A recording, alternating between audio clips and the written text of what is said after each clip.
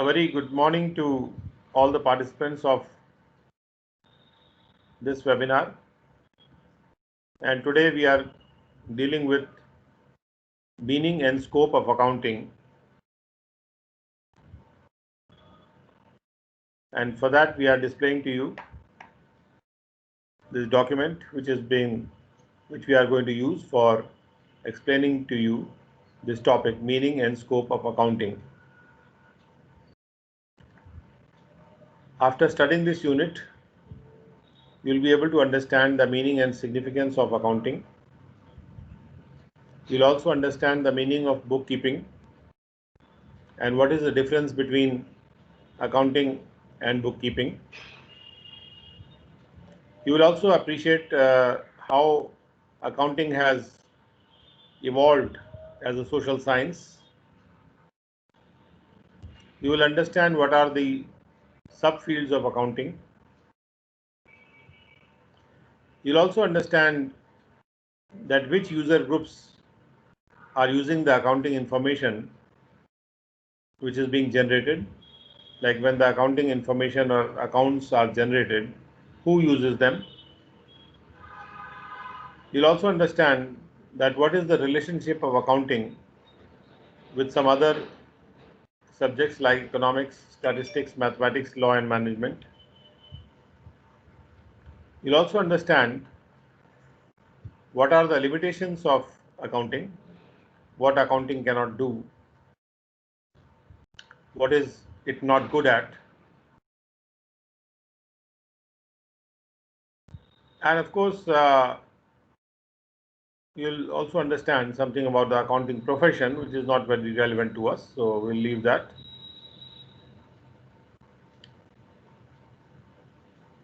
Now, to start with the procedure of accounting, first of all, there are two things under the procedure of accounting. That first thing is the generation of the financial information. वित्तीय सूचना की उत्पत्ति कैसे की जाती है और उसके बाद वित्तीय सूचना को यूज कैसे किया जाता है, ये दूसरा एस्पेक्ट है इसका. So when we generate the financial information, in the process of generating the financial information, we are doing these 6 things. Like we are recording the information, we are classifying the information, and we are summarizing the information, we are analyzing the information, we are interpreting the information, and we are communicating that information. Now, very shortly, we will just understand what exactly each one of these things mean. And we have to understand this because this is very, very integral to the procedure of accounting. So, in the accounting procedure, what is the input? First of all, we have to identify a transaction. We have to identify कि कहाँ पर कोई एक transaction हुआ है जिसको हमको record करना है, उसको पहचानना ज़रूरी है और फिर उस ट्रांजैक्शन को हम अपनी अकाउंटिंग साइकिल में भेज देंगे. और जब हम किसी ट्रांजैक्शन को आइडेंटिफाई करके अकाउंटिंग साइकिल में भेज देंगे तो उस अकाउंटिंग साइकिल से एक तरफ तो एक आउटपुट निकलेगा और दूसरी तरफ अकाउंटिंग साइकिल के द्वारा जो इकोनॉमिक इवेंट्स हैं और इकोनॉमिक ट्रांजैक्शंस हैं उनको हम फाइनेंशियल टर्म्स में मेजर करके यूज़ करेंगे. यानी सबसे पहले जब हमको एक ट्रांजैक्शन मिलता है तो उसको हम वित्तीय रूप से नापते हैं, उसकी वैल्यू लेते हैं. कोई भी आर्थिक इवेंट हो या आर्थिक ट्रांजैक्शन हो, उसको हम वित्तीय रूप में लेके आते हैं और ये काम अकाउंटिंग साइकिल के दौरान होता है. और उस अकाउंटिंग साइकिल से बाद में एक आउटपुट निकलता है और उस आउटपुट को हम जो है यूज़र्स को कम्युनिकेट कर देते हैं. और ये जो अकाउंटिंग साइकिल से जो आउटपुट निकलता है, यानी जो profit and loss account, balance sheet इत्यादि इत्यादि, जो भी अकाउंटिंग साइकिल से आउटपुट निकलता है उसको हम यूज़र्स को इन्फॉर्म करते हैं, उनको कम्युनिकेट करते हैं, जिससे वो यूज़र्स उसका इस्तेमाल कर सकते हैं। ये जो यूज़र्स हैं अकाउंटिंग इंफॉर्मेशन के या अकाउंटिंग साइकिल से जो आउटपुट निकल रहा है, जो अकाउंटिंग साइकिल से आउटपुट निकल रहा है वो पर्टिकुलर रूप में निकल रहा है और उसका इस्तेमाल ये यूज़र्स यहाँ पे कर रहे हैं।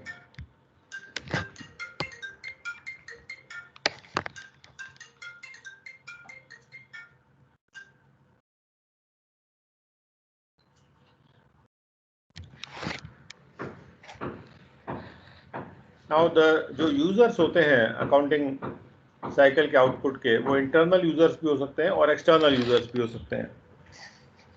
इंटरनल यूज़र्स वो हैं जो कि उस कंपनी के या उस फर्म के अपने लोग हैं, जैसे वो बोर्ड ऑफ डायरेक्टर्स हो सकता है, पार्टनर्स हो सकते हैं, उसके मैनेजर्स हो सकते हैं और दूसरे ऑफिसर्स हैं जो उस कंपनी, फर्म या कंसर्न में काम कर रहे हैं। और या फिर ये जो यूज़र्स हैं वो एक्सटर्नल यूज़र्स यानी बाहरी इस्तेमाल करने वाले लोग भी हो सकते हैं, जैसे वो इन्वेस्टर हो सकते हैं उस कंपनी के, या उसको जो लोन देने वाले लोग हैं, लेंडर्स हैं, या उसके सप्लायर्स हैं, या दूसरी गवर्नमेंट एजेंसीज़ हैं जो उस पर ध्यान रखते हैं, या जो कस्टमर है उसके, वो भी इस वित्तीय इन्फॉर्मेशन को, इस अकाउंटिंग साइकिल से जनरेटेड इन्फॉर्मेशन को यूज़ कर सकते हैं। अब देखिए, अकाउंटिंग साइकिल से जो वित्तीय सूचना निकल के आती है, वो वित्तीय सूचना जो है किस रूप में निकल के आती है, तो सबसे पहले जो ट्रांजैक्शंस हैं उनको हमने ऊपर आइडेंटिफाई किया था और उनको हम रिकॉर्ड करेंगे ओरिजिनल बुक्स ऑफ एंट्री में। यानी सबसे पहले जहाँ रिकॉर्डिंग होती है वहाँ पर उस ट्रांजैक्शन को हम वैल्यू टर्म्स में, तो यहाँ पे हमने लिखा है कि वैल्यू टर्म्स में हम रिकॉर्ड करते हैं, तो उसको वैल्यू टर्म्स में हम यहाँ पे लिखेंगे।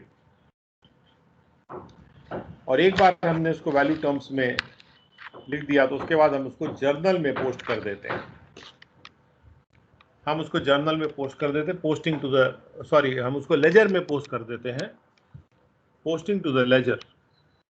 तो ऑब्वियसली जब हम किसी चीज़ को लेजर में पोस्ट कर रहे हैं तो उसको हमने पहले जर्नलाइज किया होगा। तो बुक्स ऑफ ओरिजिनल एंट्री में लिखने के बाद उसको हम पोस्टिंग उसकी लेजर में कर देते हैं और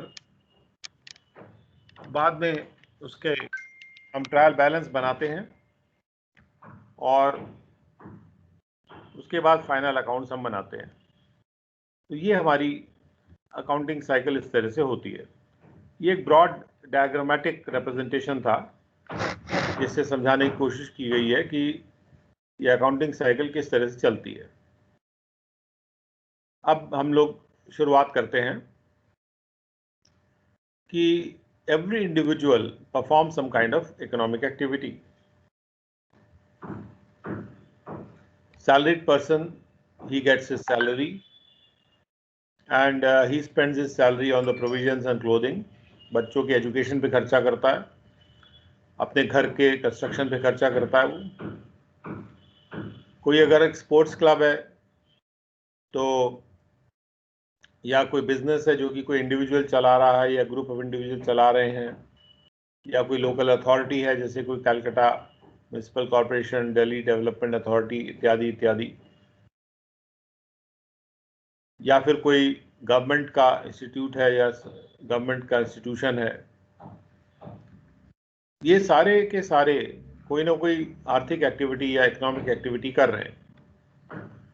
all of them are doing some economic activity. Now the economic activity need not be for any one person's benefit. Economic activity का मतलब ये नहीं है कि वो एक पर्सन के प्रॉफिट के लिए की जा रही है। इकोनॉमिक एक्टिविटीज जो है वो समाज के बेनिफिट के लिए भी की जा सकती है। यानी जो जनता है, जनता के एट लार्ज बेनिफिट के लिए भी इकोनॉमिक एक्टिविटी की जा सकती है। तो जो ये इकोनॉमिक एक्टिविटीज हैं वो की कैसे जाती हैं? इकोनॉमिक एक्टिविटी की जाती है ट्रांजैक्शन और इवेंट्स के द्वारा। तो ट्रांजैक्शन और इवेंट्स ये दो चीजें इंपॉर्टेंट हैं, बिकॉज ट्रांजैक्शंस और इवेंट्स के द्वारा इकोनॉमिक एक्टिविटी की जाती है। सो ट्रांजैक्शन क्या होता है?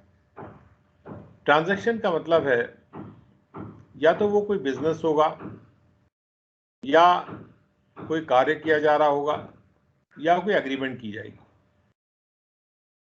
ट्रांजैक्शन में कोई जरूरी नहीं है कि कोई सामान का ही लेन देन हो। ट्रांजैक्शन वर्ड का जनरली मीनिंग ये होता है कि लेन देन,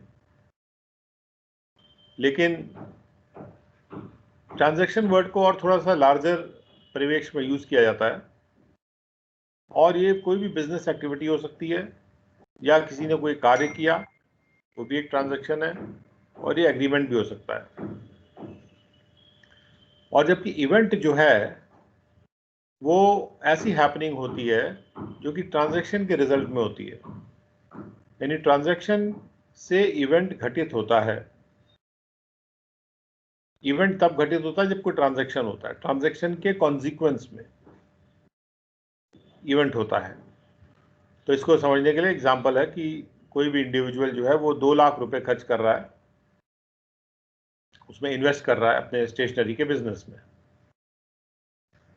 और ऑन 1 जनवरी वो कुछ गुड्स परचेज करता है 1,15,000 रुपए के, और वो 1,47,000 रुपए की गुड्स बेचता है जनवरी के महीने में।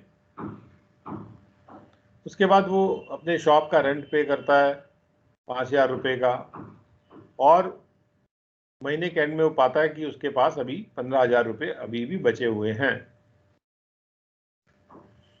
तो ये इंडिविजुअल जो है क्या कर रहा है कि वो एक इकोनॉमिक एक्टिविटी परफॉर्म कर रहा है। तो सबसे पहले we have to understand economic activity. ये इंडिविजुअल एक इकोनॉमिक एक्टिविटी कर रहा है। जैसे मैं बताया कि इकोनॉमिक एक्टिविटी किसी एक इंडिविजुअल के बेनिफिट के लिए ही नहीं हो सकती है, सोशल बेनिफिट, समाज के बेनिफिट के लिए भी हो सकती है। Now here in this example, this individual is is performing an economic activity because he is doing a few transactions and he is encountering some events. Transactions और events के द्वारा इकोनॉमिक एक्टिविटी हो रही है। क्या ये लॉजिकल नहीं है कि वो जानना चाहेगा कि उसकी एक्टिविटी का रिजल्ट क्या है?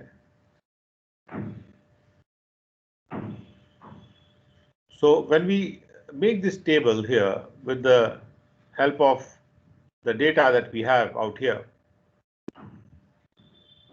we find that he has sold 1,47,000 worth of goods, and he still has 15,000 worth of goods.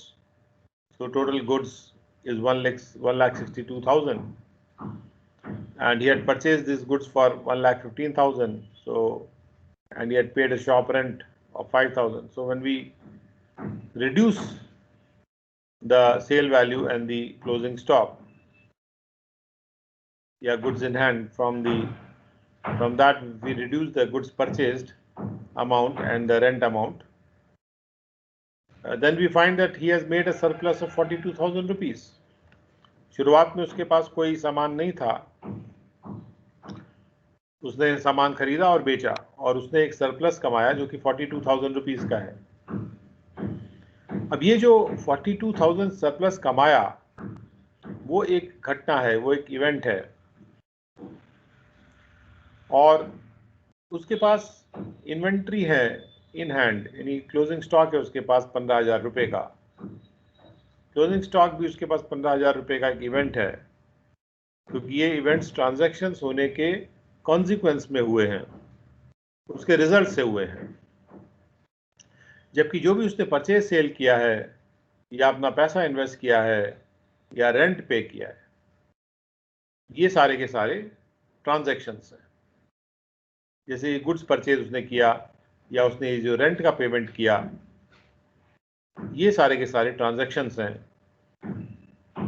और जो पैसा उसने इन्वेस्ट किया था, कुल मिला के जो पैसा उसने इन्वेस्ट किया, उसको भी एक तरह का ट्रांजैक्शन है। 42,000 रुपये जो सरप्लस कमाया उसने, वो एक इवेंट है, और जो इन्वेंट्री उसके हाथ में थी वो एक इवेंट है। जो भी उसने ट्रांजैक्शन किए, उसके कॉन्सिक्वेंस में उसके पास अब जो है, या उसके कॉन्सिक्वेंस में जो भी घटना है, वो इवेंट है। और उसने जो कार्य किए, मतलब whatever acts he has performed, they were, transactions. If he makes an agreement also, that is also a transaction. But we have to understand very clearly what is a transaction. So this is the definition of a transaction. When he does any business, or when he performs any act, or when he makes an agreement, then he is said to have done a transaction. And the event is the result of the transaction. Event is the consequence of the transaction. इसी तरह से municipal corporation है, उसको government से grant मिला 500 लाख रुपए का adult education के लिए। 500 लाख रुपए में से उसने 250 लाख खर्चा कर दिया, क्योंकि उसने लिटरेसी किट्स खरीदा था। उसके बाद उसने 200 लाख रुपए ट्यूटर्स को दिए, पढ़ाने वालों को, और फाइनली उसके पास अभी 50 लाख रुपए का बैलेंस बचा हुआ है। तो ये भी इसी तरह के ट्रांजैक्शंस हैं और इवेंट्स हैं।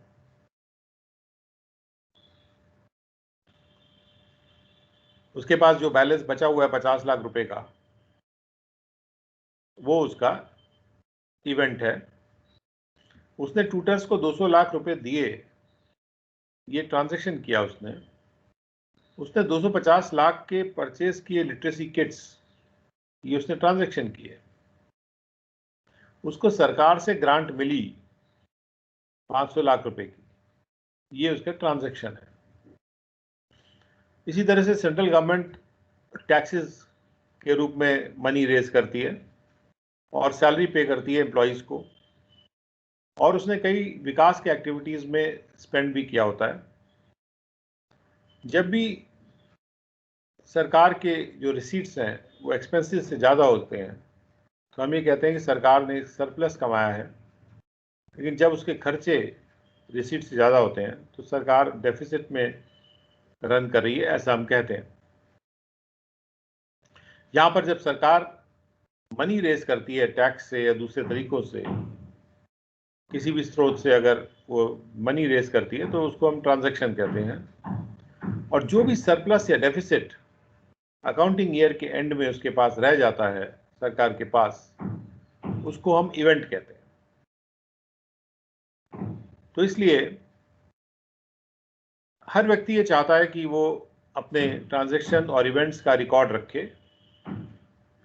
क्योंकि ट्रांजैक्शंस और इवेंट्स के द्वारा वो इकोनॉमिक एक्टिविटी कर रहा है। तो इकोनॉमिक एक्टिविटी का रिकॉर्ड रखने के लिए वो ट्रांजैक्शंस और इवेंट्स का रिकॉर्ड रखना चाहता है, और वो इसलिए रखना चाहता है कि इससे उसके पास पर्याप्त सूचना, एडिक्वेट इंफॉर्मेशन रहे अपनी इकोनॉमिक एक्टिविटी के बारे में, और जिसके मदद से वो डिसीजन मेकिंग कर पाएगा। अकाउंटिंग के सब्जेक्ट ने, अकाउंटिंग के डिसिप्लिन ने को इस सब्जेक्ट को डेवलप किया गया है इसी पर्पस को सर्व करने के लिए, क्योंकि accounting deals with the measurement of economic activities. Accounting का मतलब है कि जो भी इकोनॉमिक एक्टिविटीज हो रही हैं उसको नापना है, उसको वैल्यू करना है, और जिसमें इनफ्लो आ रहा है और आउटफ्लो हो रहा है इकोनॉमिक रिसोर्सेज का। इकोनॉमिक एक्टिविटी में क्या हो रहा है, इकोनॉमिक रिसोर्सेज आ रहे हैं और इकोनॉमिक रिसोर्सेज जा रहे हैं, और जब हम इनको मेजर करते हैं तो हम एक यूजफुल इंफॉर्मेशन डेवलप कर लेते हैं, जिससे कि डिसीजन मेकिंग प्रोसेस में हमको फायदा होता है ना। अकाउंटिंग का यूनिवर्सल एप्लीकेशन है, सब जगह यूज होता है ट्रांजैक्शंस और इवेंट्स को रिकॉर्ड करने के लिए, और उसको प्रस्तुत करने के लिए सूटेबल इंफॉर्मेशन के रूप में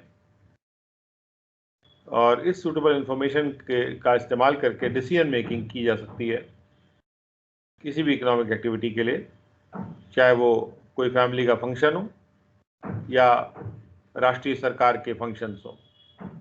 कोई भी इकोनॉमिक एक्टिविटी हो, उसमें क्या डिसीजन लिए जाएंगे, ये ट्रांजैक्शंस और इवेंट्स को रिकॉर्ड करने से ये डिसीजन मेकिंग प्रोसेस प्रक्रिया में फ़ायदा होता है।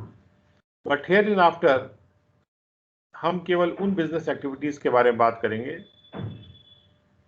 जो कि स्टडी मटेरियल में बिजनेस एक्टिविटीज़ से डील कर रहे हैं। तो हम बिजनेस एक्टिविटीज़ की बात ज़्यादा करेंगे, हम कोई फैमिली फंक्शन के अकाउंट्स को यहाँ पे डिस्कस नहीं करेंगे।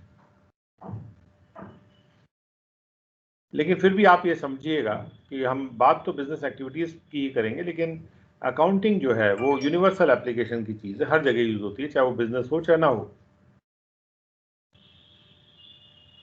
जैसे जैसे वर्ल्ड में बिजनेस बढ़ा है, डेवलप हुआ है, वैसे वैसे अकाउंटिंग का डिसिप्लिन भी ग्रो किया है।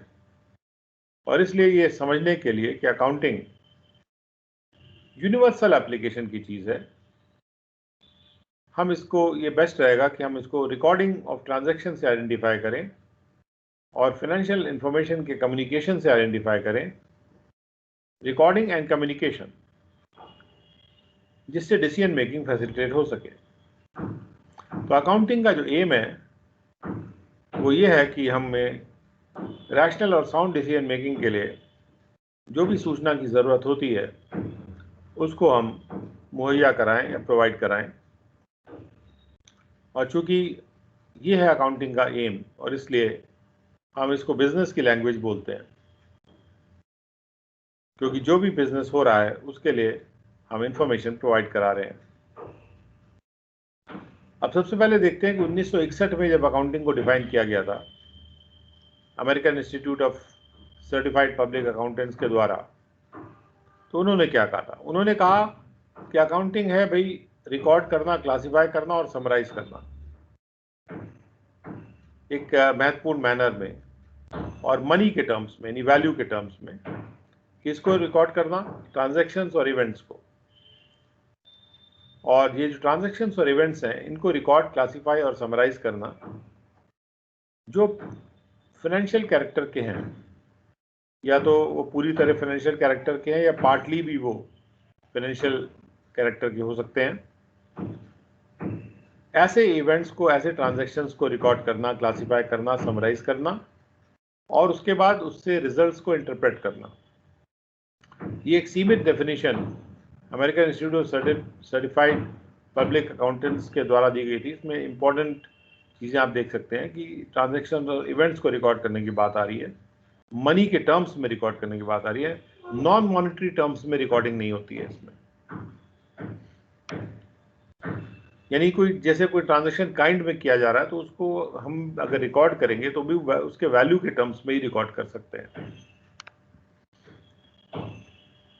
और इस डेफिनेशन के अनुसार अकाउंटिंग एक रिकॉर्ड कीपिंग का काम था और उससे हम जो भी रिजल्ट इंटरप्रेट कर सकते हैं। लेकिन आगे जाके अकाउंटिंग का जो दायरा है वो और व्यापक हुआ है। तो इस डेफिनेशन के हिसाब से अकाउंटिंग की प्रक्रिया, अकाउंटिंग का प्रोसेस स्टार्ट होता है जब हम इवेंट और ट्रांजैक्शन को सबसे पहले आइडेंटिफाई कर लेते हैं कि कौन सा इवेंट और कौन सा ट्रांजैक्शन है जो इसका कि फाइनेंशियल कैरेक्टर है, और उसके बाद हम उसको रिकॉर्ड करते हैं अपने बुक्स ऑफ अकाउंट्स में। ये जो रिकॉर्डिंग हम करते हैं वो जर्नल में करते हैं या सब्सिडरी बुक्स में करते हैं, यानी इनिशियल रिकॉर्डिंग जो होती है, शुरू में जो रिकॉर्डिंग होती है ट्रांजैक्शन है, इवेंट की, वो जर्नल या सब्सिडरी बुक्स में होती है और इनको हम कहते हैं प्राइमरी बुक्स। प्राइमरी बुक्स क्यों कहते हैं? सबसे पहली रिकॉर्डिंग इनमें होती है। हर अच्छा रिकॉर्ड जो है, रिकॉर्ड कीपिंग सिस्टम जो है, वो ट्रांजैक्शंस को क्लासिफाई करेगा और इवेंट्स को क्लासिफाई करेगा और उनको समराइज भी करेगा रेडी रेफरेंस के लिए। तो इसलिए वहां पे क्लासिफिकेशन भी होगा रिकॉर्ड करते वक्त। उसके बाद जब ये रिकॉर्ड हो जाते हैं ट्रांजैक्शंस और इवेंट्स, तो इनको हम सेकेंडरी बुक्स में ट्रांसफर करते हैं। सबसे पहले तो हम इनको रिकॉर्ड करते हैं प्राइमरी बुक्स में, जो कि जर्नल्स या सब्सिडरी बुक्स होते हैं। एक बार ये रिकॉर्ड हो जाते हैं तो इनको हम ट्रांसफर करते हैं सेकेंडरी बुक्स में, यानी कि लेजर में। और लेजर में क्या होता है, इनका क्लासिफिकेशन होता है। जैसे हमने कहा कि क्लासिफाई करना जरूरी है, तो ये जो क्लासिफिकेशन होता है ये लेजर में होता है, ट्रांजैक्शन और इवेंट्स का। और ये लेजर में इस प्रकार से क्लासिफाई होते हैं कि क्या ये इनकम है या एक्सपेंडिचर हुआ है या कोई एसेट है या कोई लायबिलिटी है। जो भी उनकी कैरेक्टर ट्रांजैक्शन है इवेंट की, कि इनकम है, एक्सपेंडिचर है, एसेट या लायबिलिटी है, उसके अनुसार वो क्लासिफाई होती है। और उसके बाद क्लासिफिकेशन के बाद, ये क्लासिफिकेशन लेजर में होता है, और इसके बाद इसका जो समराइजेशन है वो प्रॉफिट एंड लॉस अकाउंट में होता है और बैलेंस शीट में होता है। यानी प्रॉफिट एंड लॉस अकाउंट का बनना या बैलेंस शीट का बनना एक समराइजेशन का प्रोसेस है। लेजर का तैयार किया जाना एक क्लासिफिकेशन का प्रोसेस है। और एसेंशियली जो ये क्लासिफिकेशन हो रहा है, उसके बाद जो ट्रांजैक्शंस और इवेंट्स हैं, ये हमें जानना जरूरी है कि ये मनी के टर्म्स में इनको मेजर किया जाता है। ये जो मेजरमेंट है मनी के टर्म्स में, इसका मतलब ये है कि जो भी उस कंट्री की रूलिंग करेंसी है, जैसे हमारे देश की रूलिंग करेंसी है रुपया, तो रुपए के टर्म्स में वो मेजर होगा। और अगर यूएसए में बन रहा है कोई अकाउंट तो वो डॉलर में मेजर होगा। ये जो ट्रांजैक्शंस और इवेंट्स हैं, कुछ पार्ट में ये इनकी फाइनेंशियल कैरेक्टरिस्टिक जरूर होनी चाहिए, तभी हम इनको रिकॉर्ड करेंगे। अगर इनकी वित्तीय कैरेक्टरिस्टिक नहीं है, इनका वित्तीय गुण नहीं है, इनमें कोई वित्तीय पार्ट नहीं है, तो हम उसको रिकॉर्ड नहीं कर सकते। मान लीजिए कि किसी बैंक की ब्रांच खुल रही है नई, ये भी एक घटना है, ये भी एक इवेंट है, लेकिन इसका कोई वित्तीय कैरेक्टर तो है नहीं, तो इसलिए ब्रांच के खुलने को हम बुक्स ऑफ अकाउंट्स में रिकॉर्ड नहीं करेंगे। जबकि जो भी बिजनेस उस ब्रांच के द्वारा किया जा रहा है वो उसका फाइनेंशियल कैरेक्टर है और उसको रिकॉर्ड किया जाएगा। So accounting also interprets the recorded, classified and summarised transactions and events. हमने देखा कि अकाउंटिंग में सबसे पहले रिकॉर्ड किया जाता है ट्रांजैक्शन, जो प्राइमरी बुक्स में होता है। उसके बाद उसको क्लासिफाई किया जाता है लेजर में, और उसके बाद उसको समराइज किया जाता है प्रॉफिट एंड लॉस अकाउंट और बुक और बैलेंस शीट में। और ये जब तैयार हो जाता है बैलेंस शीट इत्यादि, तब उसको इंटरप्रिटेशन के लिए यूज किया जाता है इन सारी चीज़ों को, जो कि profit and loss account, balance sheet, ledger, journal इत्यादि इत्यादि। लेकिन ये जो डेफिनेशन 1961 में दी गई थी American institute of certified public accountants के द्वारा, ये इंफॉर्मेशन आजकल के जो अकाउंटिंग फंक्शंस हैं उसको पूरी तरह से रिफ्लेक्ट नहीं करती है। अकाउंटिंग के जो आयाम हैं ये और ज़्यादा विस्तृत हो गए हैं। The dimensions of accounting have become broader, जो कि इस डेफिनेशन में डिस्क्राइब किए गए हैं उनके मुकाबले में। ऊपर दी गई डेफिनेशन में अकाउंटिंग इंटरप्रिटेशन के साथ खत्म हो जाता है। एक बार आपने इंटरप्रेट कर लिया result, that's all. So financial transactions और इवेंट्स को इंटरप्रेट करने के लिए इंटरप्रिटेशन के साथ अकाउंटिंग का कार्य इस डेफिनेशन के अनुसार खत्म हो जाता है। लेकिन आधुनिक दुनिया में, इन द मॉडर्न वर्ल्ड, जैसे जैसे प्रबंधन का काम डाइवर्सिफाई हुआ है, ओनरशिप डाइवर्सिफाई हुई है, आज की तारीख में बिजनेस एक आदमी के पास नहीं रहता है, मैनेजमेंट एक आदमी के पास नहीं रहता है, कई लोग उसमें इन्वॉल्व होते हैं। और जैसे जैसे वैश्वीकरण हुआ है, ग्लोबलाइजेशन हुआ है बिजनेस का और सोसाइटी का, वैसे वैसे एंटरप्राइज की फंक्शनिंग में और भी लोग इंटरेस्टेड होते गए हैं, और इसलिए कम्युनिकेशन की इंपॉर्टेंस बढ़ गई है। अकाउंटिंग के रिजल्ट्स को हमें कम्युनिकेट करना है, वो इम्पोर्टेंस बढ़ गई है। और इसलिए कम्युनिकेटिंग और मोटिवेटिंग द इन्फॉर्म्ड जजमेंट, कि जिससे डिसीजन मेकिंग ठीक से हो सके, इन्फॉर्म जजमेंट दूसरे जो कंसर्न लोग हैं वो भी ले सकें, उसको मोटिवेट किया जाए और उनको कम्युनिकेट किया जाए और मोटिवेट किया जाए कि वो इन्फॉर्म जजमेंट लें, ये भी अकाउंटिंग का एक पार्ट बन गया है। और इसलिए जो ज़्यादा विस्तृत रूप से अब जो एक्सेप्टेड डेफिनेशन है वो अमेरिकन अकाउंटिंग एसोसिएशन ने दी थी 1966 में, और उसमें उन्होंने कहा है 1966 की डेफिनेशन में कि the process of identifying, measuring and communicating the economic information. So economic activities से जो इन्फॉर्मेशन आ रही है उसको आइडेंटिफाई करना, उसको मेजर करना और उसके बाद उसको कम्युनिकेट करना, जिससे इन्फॉर्म डिसीजन लिया जा सके, इन्फॉर्म जजमेंट किया जा सके अकाउंट्स के यूजर्स के द्वारा। 1970 में इसके बाद अकाउंटिंग प्रिंसिपल्स बोर्ड था, जो American institute of certified public accountants का, उन्होंने भी अकाउंटिंग के फंक्शंस को की गिनती करी और उन्होंने कहा कि अकाउंटिंग का जो फंक्शन है वो ये है कि हम इस प्रकार की क्वांटिटेटिव इंफॉर्मेशन देंगे जो कि मुख्यतः फाइनेंशियल नेचर की होगी, इकोनॉमिक एंटिटीज, इकोनॉमिक संस्थाओं के बारे में, जिसकी ज़रूरत होगी उनको कि वो इकोनॉमिक डिसीजन ले सकें। तो इकोनॉमिक डिसीजन मेकिंग के साथ और इंफॉर्मेशन का होना, ये एस्पेक्ट्स जो हैं बहुत इंपॉर्टेंट ऐड किए गए हैं इस डेफिनेशन में। तो हम ये कह सकते हैं फाइनली कि अकाउंटिंग को अगर हमको डिफाइन करना हो तो हम ये कहेंगे कि अकाउंटिंग है recording, classifying, summarising, analysing and interpreting the financial transactions and communicating the results thereof to the persons who are interested in such information. So communication is also very important. तो अगर कभी भी ये क्वेश्चन आता है कि accounting क्या है, तो you have to deal with that question in light of these 3 lines which are very very important. और इसमें कम्युनिकेशन ऑफ द इंफॉर्मेशन भी बहुत इंपॉर्टेंट है और डिसीजन मेकिंग का जो पार्ट है वो भी इंपॉर्टेंट है।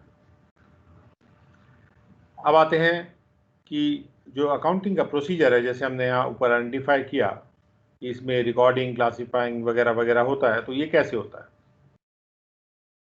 तो इस डेफिनेशन के आधार पे जो अकाउंटिंग का प्रोसीजर सेट हुआ है उसको, उसके 2 पार्ट्स देखे जा सकते हैं कि सबसे पहले तो हम वित्तीय सूचना को जनरेट कर रहे हैं और उसके बाद उस वित्तीय सूचना को जनरेट करने के बाद उसको यूज़ कर रहे हैं।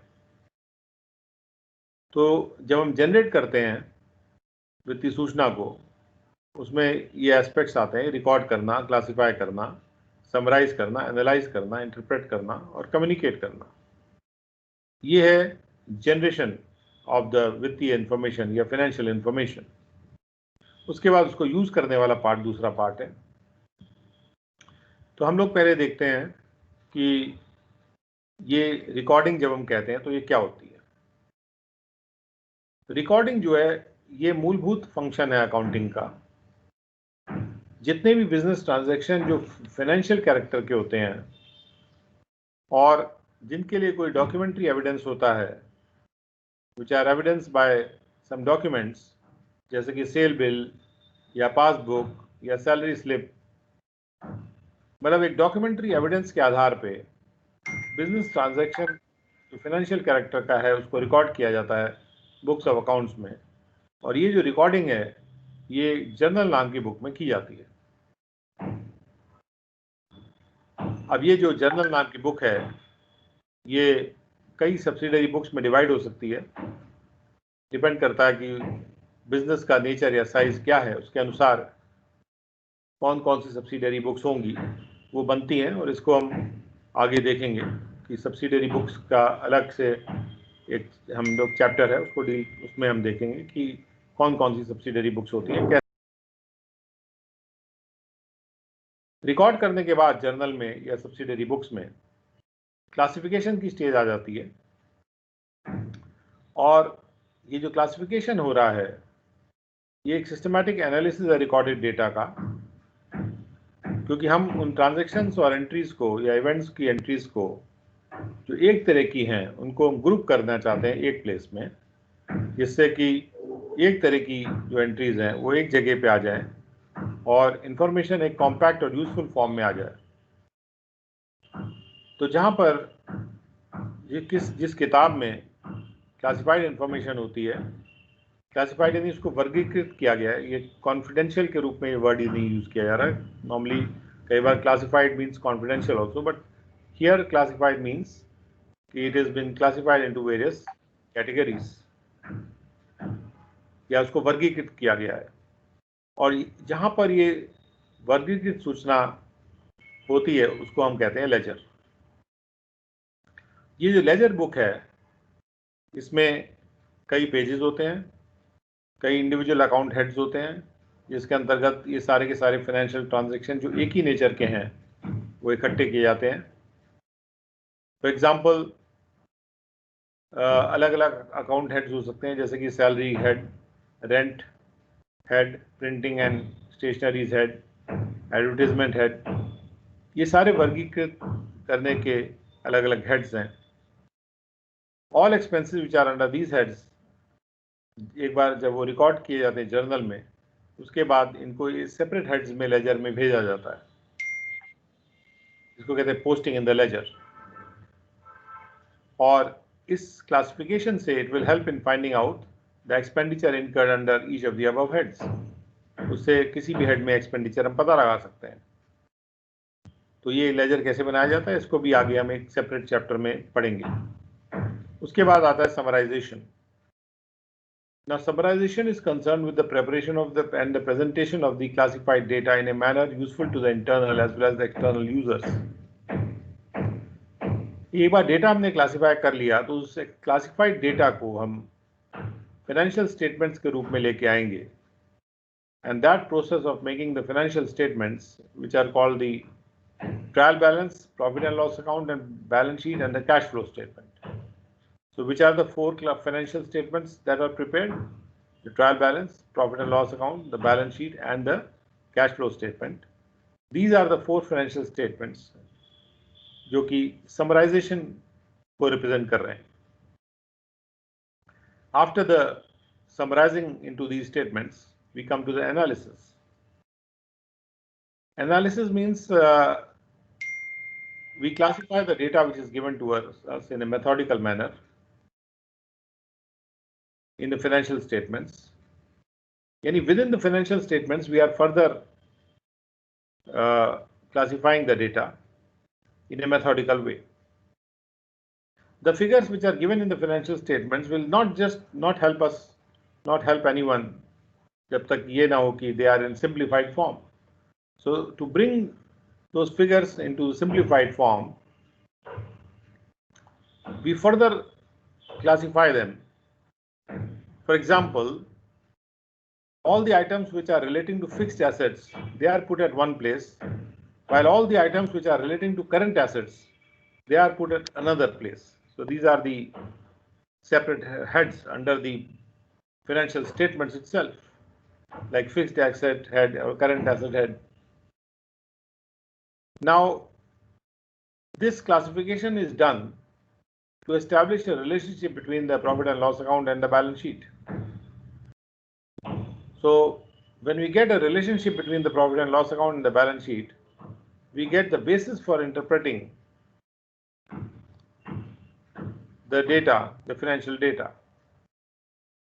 And we'll learn this analyzing part also in a later chapter. Then we come to interpreting.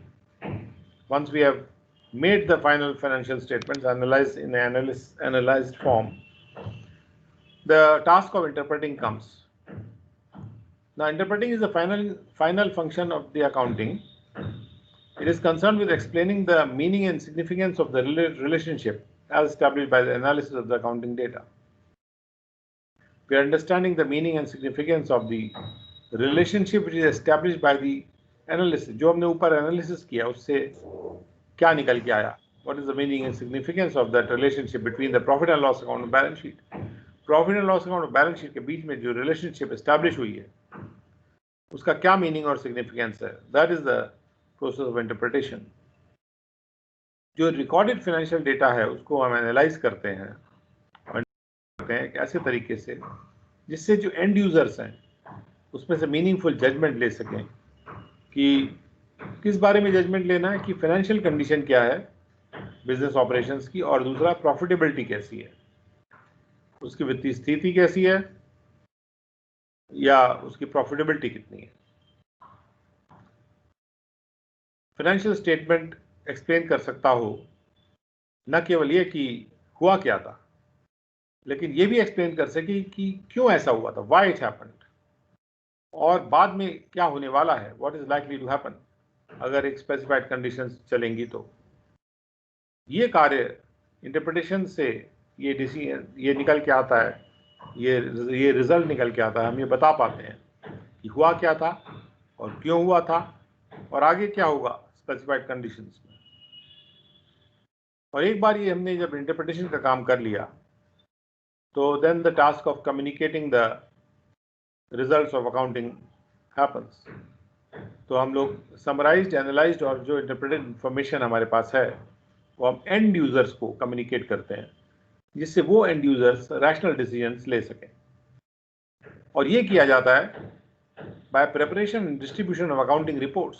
Accounting report तैयार की जाती है और उनको डिस्ट्रीब्यूट किया जाता है, और जिनमें शामिल होते हैं प्रॉफिट अकाउंट तो होते ही हैं, बैलेंस शीट भी होता है, लेकिन उसके अलावा एडिशनल इंफॉर्मेशन भी होती है, जैसे accounting ratios, graphs, diagrams, fund flow statements, etcetera etcetera. ये सारी चीज़ें हमने इंटरप्रिटेशन के दौरान बनाई हैं, जैसे accounting ratios, graphs, diagrams, fund flow statements, और ये सब कम्युनिकेट किए जाते हैं एक अकाउंटिंग रिपोर्ट के रूप में। तो जो पहले दो प्रोसीजरल स्टेजेस थे of generating the financial information along with the preparation of trial balance, वो बुक कीपिंग में कवर होते हैं। यानी जहाँ तक ट्रायल बैलेंस बन रहा है वो पार्ट बुक कीपिंग में आता है, जबकि फाइनेंशियल स्टेटमेंट्स का बनाया जाना और उनका एनालिसिस, इंटरप्रेट किया जाना और कम्युनिकेट किया जाना जो है, ये सारे कार्य अकाउंटिंग स्टेजेस में आएंगे, मतलब अकाउंटेंसी में आते हैं। सो ये जो डिफरेंस है बुक कीपिंग और अकाउंटेंसी का, ये यहाँ पर क्लियर किया गया कि ट्रायल बैलेंस बनाने तक का जो कार्य है वो बुक कीपिंग में आता है, उसके बाद का कार्य सारा अकाउंटिंग के स्टेजेस में आता है। और बुक कीपिंग को हम कैसे फ़र्क कर सकते हैं अकाउंटिंग से, ये आगे आने वाले टॉपिक्स में हम और भी क्लियरली इसको देखेंगे। और दूसरा पार्ट था फाइनेंशियल इंफॉर्मेशन को यूज़ करने का। तो दो पार्ट्स में हमने डिवाइड किया था, generating the information, generation of the information हो गया, अब हो गया उसको यूज़ करने की, अब आ रही बात उसको यूज़ करने के लिए। तो अकाउंट्स के जो यूज़र्स हैं, पहले उनके बारे में सोचा जाता था कि अकाउंटिंग का मतलब केवल प्रोप्राइटर के लिए है या ओनर के लिए है, लेकिन जैसे जैसे सामाजिक रिश्ते बदल रहे हैं वो थिंकिंग डाइल्यूट हो गई है। अब ये माना जाता है कि ओनर या मैनेजमेंट के अलावा भी अकाउंट्स के यूज़र हो सकते हैं, जिसमें कि इन्वेस्टर हो सकते हैं, एम्प्लॉयज़ हो सकते हैं, जो लेंडर्स हैं, सप्लायर्स हैं, कस्टमर्स हैं, गवर्नमेंट है, दूसरी एजेंसीज भी हो सकती हैं, पब्लिक भी हो सकती है। Accounting provides the art of presenting information systematically to the users. Accounting वो आर्ट है जिसमें कि प्रस्तुत किया जा रहा है सूचना को प्रस्तुत किया जा रहा है यूजर्स के लिए सिस्टम के अनुसार। अकाउंटिंग डेटा ज़्यादा यूजफुल होगा अगर वो इकोनॉमिक सब्सटेंस को स्ट्रेस करेगा, केवल टेक्निकल रूप को ही नहीं, यानी एक तरीके से बन गया, उससे अगर फ़ायदा नहीं मिल रहा तो कोई मतलब नहीं है, उससे क्या आर्थिक हमको हेल्प मिल रही है, that is the important thing. Information बेकार होगी अगर वो मीनिंगलेस हो जाएगी जब तक कि वो रेलेवेंट ना हो या यूज़र के डिसीजन मेकिंग के लिए उसकी इंपॉर्टेंस ना हो, मटेरियल ना हो यूज़र के डिसीजन मेकिंग में। आजकल पब्लिक भी अकाउंट्स को पढ़ती है किसी भी कंपनी के। हमारे पास बैलेंस शीट आती है, अगर हम शेयर होल्डर्स हैं, बैलेंस शीट आती है, हम पढ़ते हैं। कई बार शेयर मार्केट में इन्वेस्ट करने के लिए भी वो इन्फॉर्मेशन इंपॉर्टेंट होती है। The information should be free for many bias, बिना बायस के एक सिस्टम के अनुसार सूचना प्रस्तुत की जानी चाहिए। यूजर्स को ये समझ में आना चाहिए कि फाइनेंशियल रिजल्ट्स क्या हैं जो कि अकाउंटिंग फिगर से निकल के आ रहे हैं, और ये भी जानना चाहिए यूजर्स को कि उस इंफॉर्मेशन की कितनी रिलायबिलिटी है, कितना उस पर निर्भर किया जा सकता है, और वो उसको कंपेयर भी कर सकें दूसरे जो पहले के मौके उनके पास थे या विकल्पी मौके उनके पास जो भी हैं सूचना प्राप्त करने के, उससे वो भी मेजर कर सकें, कंपेयर कर सकें। तो जो ओनर्स हैं वो इंटरनल यूजर्स कहलाते हैं और वो इंफॉर्मेशन को यूज़ करते हैं एनालिटिकल मैनर में अपने डिसीजंस को लेने के लिए। तो इसलिए इंफॉर्मेशन को सर्व किया जाना चाहिए एक पर्टिकुलर तरीके से इंटरनल यूजर्स को, एक पर्टिकुलर तरीके से एक्सटर्नल यूजर्स के लिए। तो जो एक्सटर्नल यूजर्स के लिए प्रेजेंट किया जा रहा है वो तरीका थोड़ा डिफरेंट होना चाहिए। जो छोटे छोटे डिटेल्स हैं जो इंटरनल वर्किंग पे असर कर सकते हैं बिजनेस की, वो छोटे छोटे डिटेल्स हम मैनेजमेंट को वो मैनेजमेंट रिपोर्ट में दिए जाते हैं, जबकि जो फाइनेंशियल स्टेटमेंट्स हैं जो एक्सटर्नल यूजर्स को प्रेजेंट उसमें मुख्य इंफॉर्मेशन रहती हैं, जैसे एसेट्स क्या है, लायबिलिटी क्या है, कैपिटल कितना है, और उनको लॉजिकल मैनर में प्रस्तुत किया जाता है जिससे कि कोई एक्सटर्नल यूजर उसको यूज कर सकेगा। Now with that we have come to a stage where evolution of accounting as a social science हम आगे पढ़ेंगे, and that we will study in our session in today evening. So we come to the end of today's session, and thank you very much for having joined us for this session.